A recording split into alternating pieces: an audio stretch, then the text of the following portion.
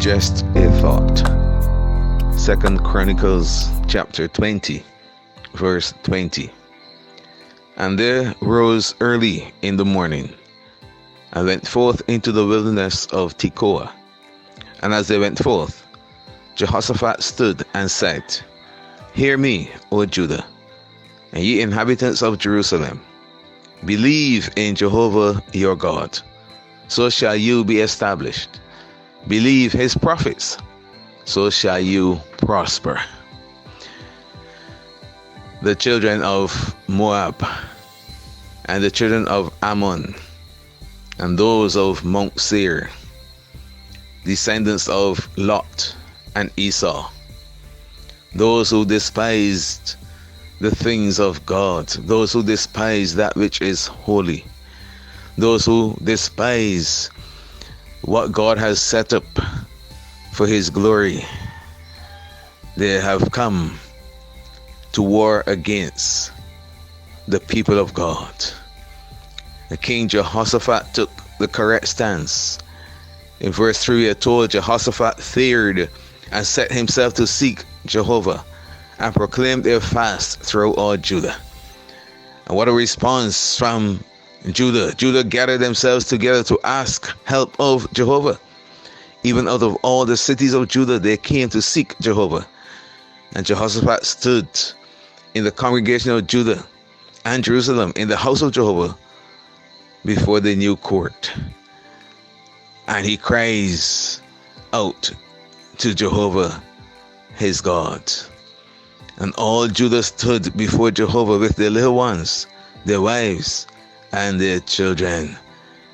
As Jehoshaphat said, we don't know what to do, but our eyes are upon you. And so Jehovah gives his answer through the prophet. In the end of verse 15, we read, Be not afraid, nor dismayed by reason of this great multitude, for the battle is not yours, but God's. The end of verse 17, Fear not, nor be dismayed. Tomorrow go out against them, for Jehovah will be with you. Jehoshaphat bows his head with his face to the ground, and he and all the inhabitants of Judah and Jerusalem, they fall before Jehovah, worshiping Jehovah. And they went out singing and praising the Lord, praising the beauty of holiness, and saying, Praise Jehovah, for his mercy endures forever. And when they began to sing and to praise, Jehovah set ambushments against the children of Ammon, Moab, and Mount Seir, when they were come against Judah, and they were smitten. They were smitten. None escaped. Not a sword was raised, for the weapons of our warfare are not carnal, but mighty through God. What a victory was wrought that day by the Lord. We are told in verse 27, Then they returned every man of Judah and Jerusalem, and Jehoshaphat in the forefront of them, to go again to Jerusalem with joy, for Jehovah had made them to rejoice over their enemies. Verse 29, The nations around feared, for they had heard that Jehovah fought against the enemies of Israel. And what was the result?